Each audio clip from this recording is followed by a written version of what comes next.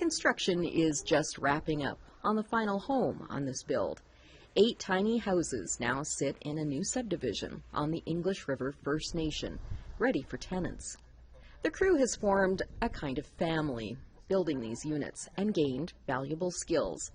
Glenn Teneke is their boss. The crew calls him Grandpa, affectionately. A lot of these guys couldn't read a tape or didn't know too much about anything when we started, and they've turned into quite a crew.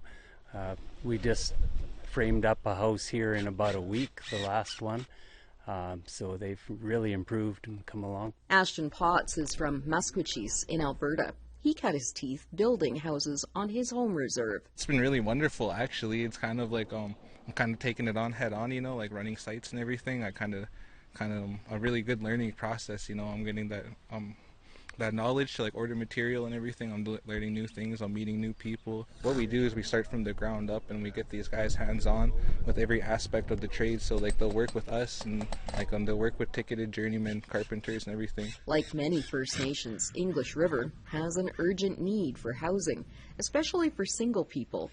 Crew member Isaac Saizi says what they're doing is important. It makes a whole lot of difference because there's a lot of housing shortages in town, and I'm trying to get a house too for myself because I just have a son and it's so crowded in my house, big family, so yeah, it's a big help. The crew included one woman from English River as well. Tanya George became known as Auntie Deadly to the guys. Being the only female here, working with the guys, I never thought I'll be working with the guys, and they're very helpful.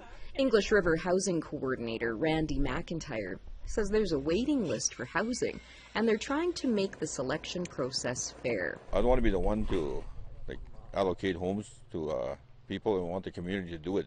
So we're working on a housing committee right now. So it's still in the works, and it's kind of like the 11th hour because these homes are just about finished and we have to get it allocated. Jason Noel with Your Choice Homes helped English River and other communities access funding from the Saskatchewan Apprenticeship and Trades Commission. Builds have been happening across the province since last fall. Hopefully we can tally up all the successes, and in those successes I know that there was many, and look to hopefully have the province do it again. But SATC has been a great partner in this, and I think they've made a big difference. These tiny homes are meant for single people, but they are expandable if a tenant decides to have a family. Leanne Sanders, APTN National News, English River First Nation, Saskatchewan.